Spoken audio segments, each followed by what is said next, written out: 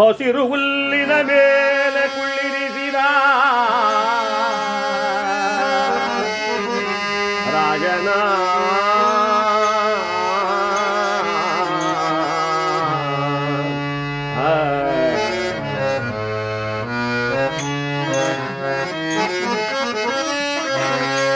ಹಸಿರು ಹುಲ್ಲಿನ ಮೇಲೆ ಪದ್ಮಾಸನದ ಸ್ಥಿತಿಯಲ್ಲಿ ಕುಳ್ಳಿರಿಸಿ ಆ ರಾಜಾವಿಕ್ರಮನ ಕಥೆಯನ್ನ ಯಾವ ರೀತಿಯಲ್ಲಿ ಈ ನಾರದ ಮಹಾತ್ಮರು ಯಾರು ಹೇಳ್ತಾ ಇದ್ದಾರೆ? ಸತ್ಯೇಂದ್ರ ಚೋಳ ಮಹಾರಾಜನಿಗೆ ಹೇಳ್ತಾ ಇದ್ದಾರೆ. ನಿನಗೆ ಪರಮಾತ್ಮ ಕ್ರೂರನಾಗಿದ್ದಾನೆ, ನಿನಗೆ ಶಾಂತಿ ಆಗಬೇಕು ಅಂದರೆ ಈ ರಾಜಾವಿಕ್ರಮನ ಕಥೆಯನ್ನು ಕೇಳು ಅಂತ ಹೇಳ್ದ ಅಂತ ಕಥೆಯನ್ನು ಈ ನಮ್ಮ ಜಯರಾವಣನವರ ಈ ಗೃಹದಲ್ಲಿ ಯಲಹಂಕ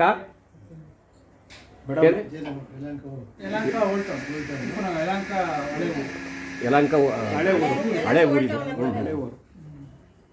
ಈ ಬೆಂಗಳೂರಿಗೆ ಸೇರ್ತಕ್ಕಂಥ ಯಲಂಕರ ಈ ಪಟ್ಟಣದಲ್ಲಿ ಜಯರಾಮಣ್ಣನವರ ಈ ಗೃಹದಲ್ಲಿ ಆ ಭಗವಂತನ ಚರಿತ್ರೆಯನ್ನು ನಾವು ಹಾಡ್ತಾ ಇದ್ದೀವಿ. ಮೇಲೆ ಯಾವ ಸತ್ಯೇಂದ್ರ ಚೋಳ ಮಹಾರಾಜನಿಗೆ ಯಾವ ರೀತಿಯಾಗಿ ಭಗವಂತ ಬಿಡುಗಡೆಯಾದನೋ ಅದರಂತೆ ಈ ಮನೆಯಲ್ಲಿ ಏನಾದರೂ ಸಣ್ಣ ಪುಟ್ಟ ದುರಿತ ದೋಷಗಳಿದ್ದರೆ ಆ ಪರಮಾತ್ಮ ದೂರ ಮಾಡಿ ಎಲ್ಲರಿಗೂ ಪುಣ್ಯಪ್ರದವನ್ನು ಕೊಡಲಿ ಅಂತ ಹೇಳ್ತಾ, ಇಲ್ಲಿ ಯಾವ ಸತ್ಯೇಂದ್ರ ಚೋಳ ಮಹಾರಾಜನಿಗೆ ಆ ರಾಜಾವಿಕ್ರಮನ ಕಥೆಯನ್ನು ಹೇಳ್ತಾ ಇದ್ದಾರೆ ನಾರದ ಮಹಾತ್ಮರು.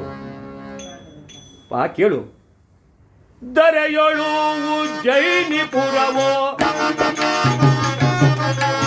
ದರೆಯೊಳು ಉಜ್ಜಯಿನಿಪುರವೋ, ಅಮರವತಿಗೆ ಸರಿಯ ಸಮವೋ,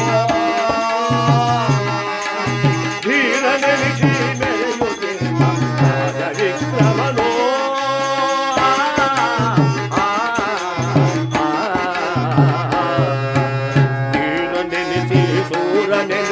ಜಗದೊಳಗೆ ಪ್ರಖ್ಯಾತ ನೆನೆಸಿ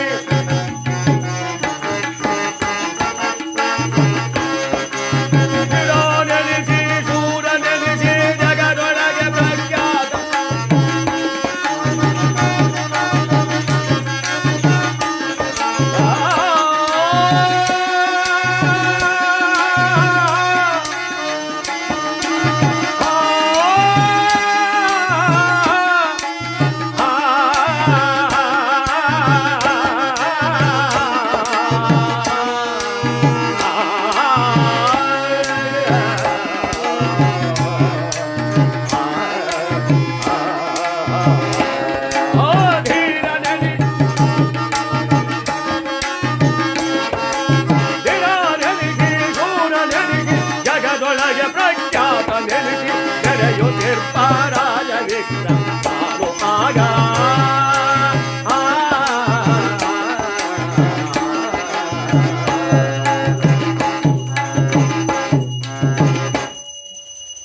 ಉಜ್ಜಯಿನಿ ಪಟ್ಟಣ ಅಮರಾವತಿಗೆ ಸರಿಯ ಸಮಾನ ಅಂತ ಕವಿ ಹೊಗಳು ಬಿಟ್ಟ.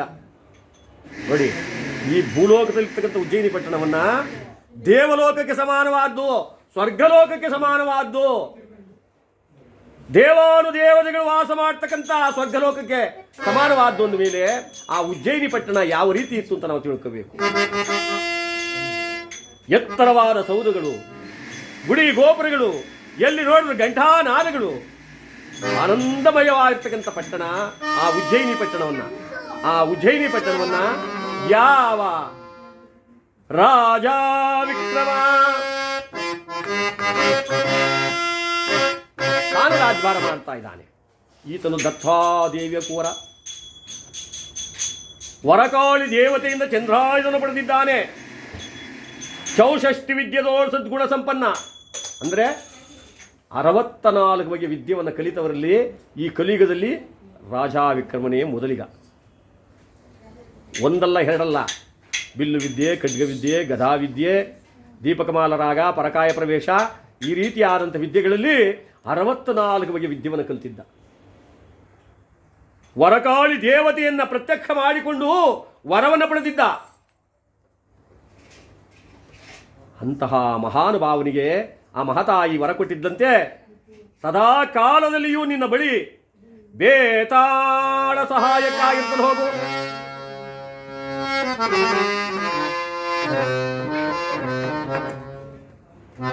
ಬೇತಾಳ ಅಂದ್ರೆ ಸಾಮಾನ್ಯವಲ್ಲ ಅವನು.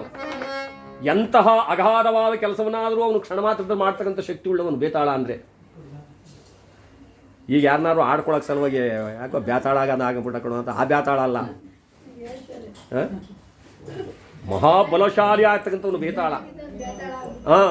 ಅವನು ಅಗೋಚರನಾಗಿ ಇವನು ಯಾವ ವಿಕ್ರಮ ಯಾವ ಕರಿತನೋ ಬಂದಲ್ಲಿ ಪ್ರತ್ಯಕ್ಷನಾಗುವಂತೆ.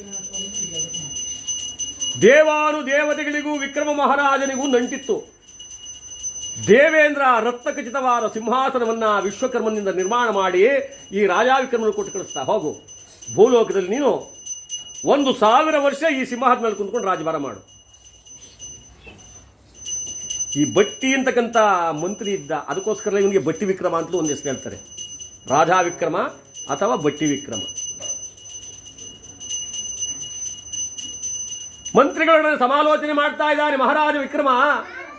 ಮಂತ್ರಿ ಕೇಳಿದ್ರು, ಸ್ವಾಮಿ ಈ ಸಿಂಹಾಸನ ನಿಮ್ಗೆ ಯಾಕೆ ದೊರಕಿತು? ಅಪ್ಪ, ದೇವೇಂದ್ರನೇ ನನ್ನನ್ನು ಸಾಹಸಕ್ಕೆ ಮೆಚ್ಚಿ ನನಗೆ ಸಿಂಹಾಸನವನ್ನು ಕೊಟ್ಟು 1000 ವರ್ಷ ಕುಳಿತು ಇದ್ರ ಮೇಲೆ ರಾಜಭಾರ ಮಾಡು ಅಂತ ಹೇಳಿದನು ಕಣಿಯ. ಸ್ವಾಮಿ, ಹಾಗಾದ್ರೆ ನಾನು ನಿಮ್ಗೆ 1000 ವರ್ಷ ಆಯಸ್ಸು ಜಾಸ್ತಿ ಕೊಡ್ಲಾ ಅಂತ. ನೀನು ನರ್ಮನುಷ್ಯ, ನನಗೆ 1000 ವರ್ಷ ಆಯಸ್ಸು ಜಾಸ್ತಿ ಕೊಡ್ತೀಯ, ಹೆಂಗೋ ಕೊಡ್ತೀಯಾ? ಮಹಾರಾಜ ಏನು ಹೇಳಿದ್ದಾನೆ, ದೇವೇಂದ್ರ 1000 ವರ್ಷ ಇದ್ರ ಮೇಲೆ ಕುಂದ್ಕೊಂಡು ರಾಜಭಾರ ಮಾಡು. ನೀನು 6 ತಿಂಗಳು ಇದ್ರ ಮೇಲೆ ಕುಂದ್ಕೊಂಡು ರಾಜಭಾರ ಮಾಡು, ಇನ್ನು 6 ತಿಂಗಳು ದೇಶ ಪರ್ಯಟನೆಯನ್ನು ಮಾಡು. ಅಲ್ಲಿಗೆ ಎಷ್ಟಾಯಿತು? 2000 ವರ್ಷ ನೀನು ಬದುಕಿದಂಗೆ ಆಯಿತು. ಈ ಕಲಿಯುಗದಲ್ಲಿ ಅಂತಹ ಬುದ್ಧಿವಂತಿಕೆಯನ್ನು ಉಪಯೋಗಿಸುತ್ತಿದ್ದ ಇವನಿಗೆ ಬಟ್ಟಿ ವಿಕ್ರಮ ಅಂತೂ ಹೆಸರು ಕೊಟ್ಟು. ಅಂತಹ ಮಹಾನುಭಾವ ವಿಕ್ರಮ ಆ ರಾಜ್ಯವನ್ನು ಪರಿಪಾಲನೆ ಮಾಡ್ತಾ ಇದ್ದಾನೆ. ಆತನಿಗೆ ತಕ್ಕಂಥ ಸತಿ ಅಂದರೆ ಪ್ರಭಾ.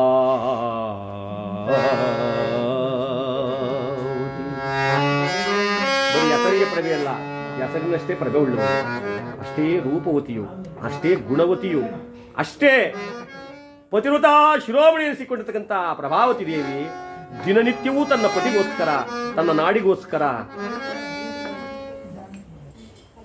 ಆ ದೇವಿಯನ್ನ, ಆ ಜಗದಂಬಿಯನ್ನು ಪ್ರಾರ್ಥನೆ ಮಾಡ್ತಾ ಇರ್ತಾಳೆ. ಶ್ರೀ ತುಳಸಿ ದಯೆ ತೋರಮ್ಮ ಅಮ್ಮ, ಶ್ರೀ ತುಳಸಿ ದಯೆ ತೋರಮ್ಮ.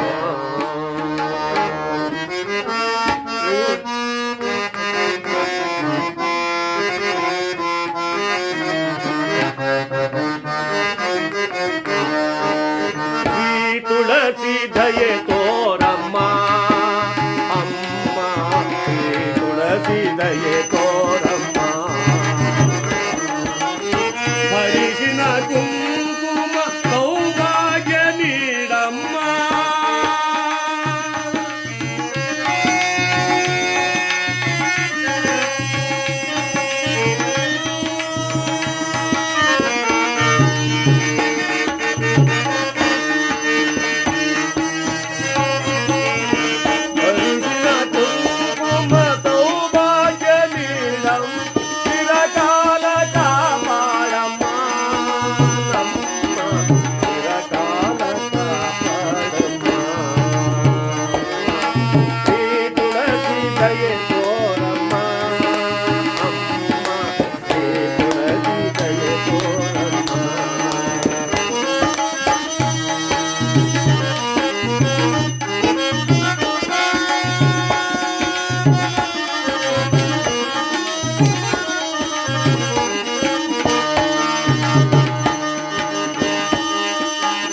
ಜನಿಸಿದ ಮನೆಯ ಮನೆತನ ಉಳಿದೆ, ತುಂಬಿದ ಸಂಸಾರ ಸಂತಾನ ಬೆಳೆದೆ.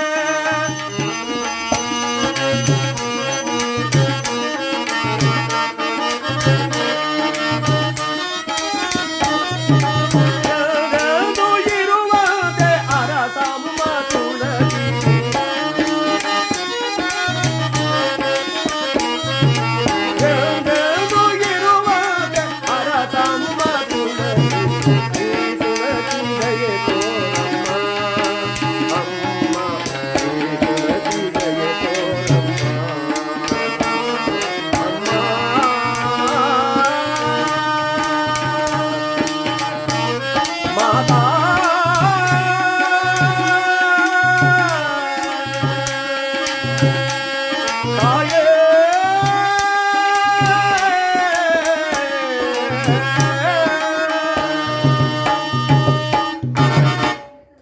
ಪ್ರತಿನಿತ್ಯವೂ ಕೂಡ ಆ ದೇವಿಯನ್ನು ಪ್ರಾರ್ಥನೆ ಮಾಡುತ್ತಾ ಇದ್ದಾಳೆ. ನನಗೆ ಯಾವ ಭಾಗ್ಯ ಬೇಡ ತಾಯಿ, ನಿರಂತರದಲ್ಲಿ ನನ್ನ ಮಾಂಗಲ್ಯ ಭಾಗ್ಯವನ್ನು ನನ್ನ ಕಾಪಾಡು ಅಂತ ಹೇಳಿ ಆ ಹರಿಶಿನ ಕುಂಕುಮ ತೆಗೆದುಕೊಂಡು ತನ್ನ ಮಾಂಗಲ್ಯ ಧರಿಸ್ಕೊತಾ ಇದ್ದಾಳೆ. ಈ ರೀತಿಯಾಗಿ ರಾಜ್ಯವನ್ನು ಪರಿಪಾಲನೆ ಮಾಡ್ತಾ ಆ ತಾಯಿಯ ದೇವಿ ಪೂಜೆಯಿಂದ ಮತ್ತಷ್ಟು ಮತ್ತಷ್ಟು ಮತ್ತಷ್ಟು ಶೌರ್ಯವಂತನಾಗಿ, ಗುಣವಂತನಾಗಿ, ಯಶೋವಂತನಾಗಿ ಆ ರಾಜ್ಯವನ್ನು ಪರಿಪಾಲನೆ ಮಾಡ್ತಾ ಇದ್ದಾನೆ ವಿಕ್ರಮಾದಿತ್ಯ ಮಹಾರಾಜ. ಕಾಲ ಕಳೆಯುತ್ತಿದೆಯಂತೆ. ಓರ್ವ ಬಡಬ್ರಾಹ್ಮಣ ತಿನ್ನುವುದಕ್ಕೆ ಅನ್ನವಿಲ್ಲ, ಒದಿಯಲು ವಸ್ತ್ರವಿಲ್ಲ, ಒಪ್ಪತ್ತಿಗಾಗುವ ಉಪ್ಪು ಕೂಡ ಅವನ ಮನೆಯಲ್ಲಿಲ್ಲ. ಆಚಾರ ವಿಚಾರಗಳನ್ನು ಬಿಟ್ಟಂಥ ಮನುಷ್ಯ ಏನಾಗ್ತಾನೆ ಅನ್ನೋದಕ್ಕೆ ಇದೊಂದು ಸಾಕ್ಷಿ. ಬ್ರಾಹ್ಮಣನ ಕರ್ತವ್ಯವೇನು? ಬೆಳಿಗ್ಗೆ ಎದ್ದ ಕೂಡಲೇ ಸ್ನಾನ ಸಂಧ್ಯಾವಂದನೆಗಳು ಮಾಡಿಕೊಂಡು ವೇದ ಉಪನಿಷತ್ತುಗಳನ್ನು ತಿಳಿದೇ ಇರ್ತಕ್ಕಂಥ ಜನಗಳಿಗೆ ಆ ವಿದ್ಯೆಯನ್ನು ದಾನ ಮಾಡಿ ತಾನು ತಿಳಿದಿರುವತಕ್ಕಂಥ ವಿಚಾರವನ್ನು, ಒಳ್ಳೆಯ ವಿಚಾರವನ್ನು ಹೇಳಿ ಆ ಲೋಕವನ್ನು, ಈ ಸಮಾಜವನ್ನು ತಿದ್ದುವಂತಹ ಕೆಲಸವನ್ನು ಮಾಡಬೇಕಾದ್ದು ಬ್ರಾಹ್ಮಣನ ಕರ್ತವ್ಯ. ಇವನು ಅದನ್ನು ಬಿಟ್ಟ ಮದ್ಯ ಮಾಂಸವನ್ನು ಸೇವಿಸುತ್ತಾ ಆಚಾರ ವಿಚಾರವನ್ನು ಬಿಟ್ಟು ಸುಳ್ಳು ಡಕೋತೆಗಳನ್ನು ಮಾತಾಡ್ತಾ ಕಾಲಹರಣ ಮಾಡಿದ್ನಲ್ಲ, ಪರಮಾತ್ಮ ಒಪ್ಪಿಕೊಂಡ ಅವನಿಗೆ. ತಿನ್ನುವ ಅನ್ನಕ್ಕೆ ಗತಿ ಇಲ್ಲದಂತೆ ಊರೂರನ್ನು ಹಲೆಯುತ್ತಾ ನಿಲ್ಲಲು ನೆಲೆ ಇಲ್ಲದೆ ಹೆಂಡತಿ ಮಕ್ಕಳನ್ನು ಕರೆದುಕೊಂಡು ಒಂದು ತುಂಡು ಪಚ್ಚೆ ಸುತ್ತುಕೊಂಡು ಸುಕ್ಕಲು ಮೈಯಿಂದ ಭಿಕ್ಷಾಟನೆ ಮಾಡಿಕೊಂಡು ಬರ್ತಾ ಇದ್ದಾನಂತೆ ಈ ವಿಕ್ರಮಾದಿತ್ಯ ಮಹಾರಾಜನ ರಾಜಧಾನಿಯಾದ ಉಜ್ಜಯಿನಿ ಪಟ್ಟಣಕ್ಕೆ ಬಂದ ಒಂದು ಜಗಲಿಯ ಮೇಲೆ ಹೆಂಡತಿ ಮಕ್ಕಳನ್ನು ಕುಳ್ಳಿರಿಸ್ತಾ, ದೇವಿ ಈ ದಿನನೂ ನಾನು ಭಿಕ್ಷಾಟನೆ ಮಾಡ್ಕೊ ಬರ್ತೀನಿ, ಮಕ್ಕಳ ಕಡೆ ಜೋಪಾನ ಕಣೆ ಅಂತ ಹೇಳಿ ಮುಂದಕ್ಕೆ ಹೆಜ್ಜೆ ಇಟ್ಟ. ಆ ತಾಯಿ ಕೇಳ್ತಾಳಂತೆ, ಸ್ವಾಮಿ ಹೇಳು ದೇವಿ, ಈ ನಾಡಾಳುವ ಮಹಾರಾಜರು ಧರ್ಮಪ್ರಭುಗಳಂತೆ, ಧರ್ಮಾತ್ಮರನ್ನ ದೀನರನ್ನ ಕಂಡರೆ ಆಧರಿಸುವಂಥ ಧರ್ಮಪ್ರಭುಗಳಂತೆ, ದಯಮಾಡಿ ನೀವು ಅವರಿಗೆ ನಿಮ್ಮ ಮುಖ ತೋರಿಸಿದರೆ ನಮ್ಮ ದಾರಿದ್ರ್ಯ ಇವತ್ತಿಂದ ನಾಶವಾಗುತ್ತೆ. ನಗುತ್ತಾನೆ. ನಾವಿರುವುದೆಲ್ಲಿ, ಮಹಾರಾಜ ಇರೋದೆಲ್ಲಿ? ವಿಶ್ವಕರ್ಮನಿಂದ ನಿರ್ಮಿತವಾದ ಸಿಂಹಾಸನಾಧೀಶನಾಗಿ ವಿಕ್ರಮಾದಿತ್ಯ ಮಹಾರಾಜ ಕುಳಿತಿದ್ದಾನೆ. ಪರರ ಜಗಲಿ ನೆರಕೆ ಗುಡಿಸಲಿ ನಾವಿದ್ದೀವಿ, ನಾವು ಅವನ ಕಣ್ಣು ಕಾಣ್ತೀವಿ. ಸ್ವಾಮಿ ಹಾಗಲ್ಲ. ಮನುಷ್ಯ ಅವನೆಷ್ಟೇ ದೊಡ್ಡವನಾಗಲಿ, ಚಿಕ್ಕವನಾಗಲಿ, ಬಡವನಾಗಲಿ, ದೀನನಾಗಲಿ, ದಲಿತನಾಗಲಿ, ಆ ದೇವರು ಅದೆಷ್ಟೇ ದೂರದಲ್ಲಿರಲಿ, ಭಕ್ತಿಯಿಂದ ಕರೆದರೆ ಅವನಿಗೆ ತುಂಬ ಹತ್ತಿರದಲ್ಲಿ ಇರ್ತಾರಂತೆ. ಹಾಗೆ ಮಹಾರಾಜರಿಗೆ ಸಹೃದಯ, ಆ ಹೃದಯವಂತಿಕೆ ಇದೆಯಲ್ಲ, ಹೃದಯ ಶ್ರೀಮಂತಿಕೆ, ಆ ಹೃದಯ ಶ್ರೀಮಂತಿಕೆ ಇರುವುದಾದರೆ ಖಂಡಿತವಾಗ್ಲೂ ನೀವು ಎಷ್ಟೇ ದೂರದಲ್ಲಿರೋದು ನಿಮ್ಮನ್ನು ಗುರುತಿಸ್ತಾರೆ. ಹೋಗಿ ಭಿಕ್ಷಾಟನೆ ಮಾಡ್ಕೊಂಡು ಬರ್ತಾ ಇದ್ದಾನೆ ಬ್ರಾಹ್ಮಣೋತ್ತಮ. ಭವತೀ ಭಿಕ್ಷಾಂದೇಹಿ, ಭವತೀ ಭಿಕ್ಷಾಂದೇಹಿ. ಒಡ್ಡೋಲಗದಲ್ಲಿ ಕುಳಿತಿದ್ದಾನೆ ಮಹಾರಾಜ ವಿಕ್ರಮ. ಯಾರದೋ ಸ್ವಾಮಿ, ಯಾರೋ ಬಡ ಬ್ರಾಹ್ಮಣ ಭಿಕ್ಷೆ ಬೇಡ್ಕೊ ಬರ್ತಾ ಇದ್ದಾನೆ. ನನ್ನ ರಾಜ್ಯದಲ್ಲಿ ಭಿಕ್ಷೆ ಬೇಡುವವರು ಇದ್ದಾರಾ? ಕರೆತನ್ಯವನನ್ನು ಸೇವಕರು ಹೊಡೋಡಿ ಹೋಗಿ ಕರೆತಂದು ಮಹಾರಾಜನ ಮುಂದೆ ನಿಲ್ಲಿಸಿದ್ರು. ಸ್ವಾಮಿ ಏನಯ್ಯ, ಈ ಐಶ್ವರ್ಯ ತುಂಬಿ ತುಳುಕಾಡ್ತಕ್ಕಂಥ ಇನ್ನು ನನ್ನ ರಾಜ್ಯದಲ್ಲಿ ಭಿಕ್ಷೆ ಬೇಡ್ತಾ ಇದೆಯಲ್ಲ, ಯಾಕೆ ಏನಾಗಿದೆ ನಿನಗೆ? ಸ್ವಾಮಿ ಅದೆಲ್ಲದಕ್ಕೂ ಕಾರಣ ಅವನೇ, ಶನಿದೇವನೇ ಕಾರಣ ಸ್ವಾಮಿ. ಅವನು ಕೊಟ್ಟಂತ ಕಡು ಕಷ್ಟ ಅವನ 8ನೇ ಕಡೆ ವಕ್ರಿಸಿಕೊಂಡು ನನ್ನ ಈ ಗತಿಗೆ ತಂದಿದ್ದಾನೆ. ಸೇವಕರೇ, ಈ ಬ್ರಾಹ್ಮಣೋತ್ತಮನಿಗೆ ಲಕ್ಷ ಲಕ್ಷ ಬೆಲೆ ಬಾಳ್ತಕ್ಕಂಥ ಒಡವೆಗಳನ್ನು, ಉಡುಗೊರೆಗಳನ್ನು ಕೊಟ್ಟು ಕಳಿಸಿ. ಹಾಗೆ ನಿನ್ನ ದಾರಿದ್ರ್ಯ ನಾಶವಾಗುತ್ತೆ. ಆ ಶನಿ ಏನು ಮಾಡ್ತಾನೋ ನೋಡೋಣ. ಕೊಟ್ಟು ಕಳಿಸ್ಬಿಟ್ಟ. ಅಲ್ಪನಿಗೆ ಐಶ್ವರ್ಯ ಬಂದರೆ ಅರ್ಧರಾತ್ರಿ ಕೊಡೆ ಇರದಿ ಅಂತ ಗಾದಿನೇ ಹೇಳ್ತಾರಲ್ಲ, ಹಾಗೆ ಆ ಬ್ರಾಹ್ಮಣೋತ್ತಮ ಅದನ್ನು ಬಹಳ ಪ್ರೀತಿಯಿಂದ, ಖುಷಿಯಿಂದ, ಆನಂದವೃತ್ತ ತಗೊಂಡು ಬರ್ತಾ ಇದ್ದಾನೆ. ಹೆಂಡತಿ ಹೇಳಿದ, ದೇವಿ ನೀನು ಹೇಳಿದ ಹಾಗೆ ಮಹಾರಾಜ ನಮ್ಮ ದಾರಿದ್ರ್ಯವೇ ನಾಶವಾಗ್ತಾ ಅಷ್ಟು ಬಂಗಾರ ಕೊಟ್ಟಿದ್ದಾನೆ, ಇದೋ ತೆಗೆದುಕೋ. ಹೆಂಡತಿ ಹೇಳಿದ್ರು, ಸ್ವಾಮಿ ಇವತ್ತು ಸಾಯಂಕಾಲವಾಗ್ತಾ ಇದೆ, ನಾಳೆ ಇದನ್ನು ಯಾರಿಗಾದ್ರೂ ಮಾರಾಟ ಮಾಡಿ ವಿಕ್ರಯ ಮಾಡಿ ಇದರಿಂದ ದವಸ ಧಾನ್ಯ ಮಕ್ಕಳಿಗೆ ಏನೇನು ಬೇಕು ಉಡುಗೆ ತೊಡುಗೆ ಎಲ್ಲವನ್ನು ನಾವು ತೆಗೆದುಕೊಂಡು ಬರೋಣ ಅಂತ ಹೇಳಿ ಆ ದಿನ ಅದನ್ನು ಆ ನೆರಿಕೆ ಗುಡಿಸಲಲ್ಲಿ ಇಟ್ಕೊಂಡು ಮಲಗಿದ್ದಾರಂತೆ. ನಿಶಿರಾತ್ರಿಯಲ್ಲಿ ಪರಮಾತ್ಮ ಅರಿವಿಲ್ಲದಂತೆ ಬಂದು ಆಭರಣದ ಗಂಟನೆ ಆಪರಿಸ್ಕೊಂಡು ಹೊರಟೋದ. ಬೆಳಗಾಯಿತು, ನೋಡ್ತಾರೆ ಇಟ್ಟಿದ್ದ ಆಭರಣವಿಲ್ಲ. ದೇವಿ ಆ ಭಗವಂತ ಕೊಡಬೇಕೆ ವಿನಃ ಅನ್ಯರು ಕೊಟ್ಟಿದ್ದರಿಂದ ದೊಡ್ಡವರಾಗಕ್ಕಾಗುತ್ತೇನೆ. ಮತ್ತೆ ಅದೇ ಭಿಕ್ಷಾಟನೆ ಮಾಡ್ಕೊಂಡು ಬರ್ತಾ ಇದ್ದಾರೆ. ತಂದೆಯು ನೀವೇ, ತಾಯಿಯು ನೀವೇ, ಬಂಧು ಬಳಗವೇ ನೀವಮ್ಮ.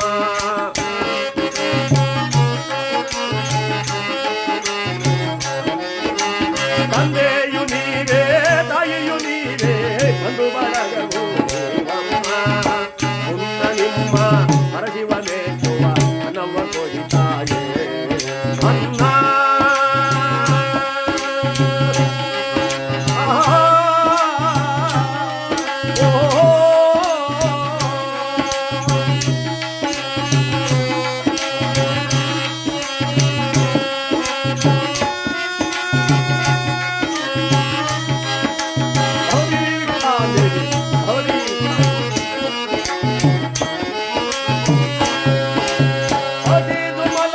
ಕಂದಮ್ಮಗಳಿಗೆ ಅನ್ನವ ಕೊಡಿತಾಯೇ.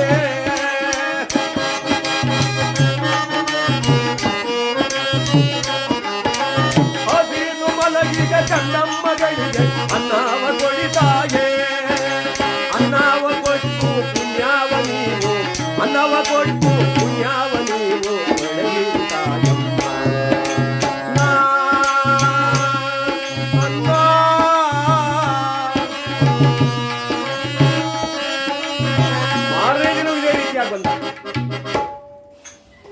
ಮಹಾರಾಜನಿಗೆ ವಿಚಾರ ತಿಳಿಯಿತು. ಯಥಾಸ್ಥಿತಿ ಕರೆತಂದು ನಿಲ್ಲಿಸಿದ್ದಾರಂತೆ.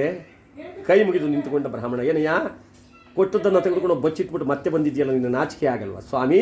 ಅಂತಹ ಪರಮ ನೀಚ ನಾನಲ್ಲ. ಆಗ ಅದೇನಾಯಿತು? ನಿಶಿರಾತ್ರಿಯಲ್ಲಿ ಯಾರೋ ಅದನ್ನು ಅಪಹರಿಸಿಕೊಂಡು ಹೊರಟೋದ್ರು ಸ್ವಾಮಿ. ಛೇ,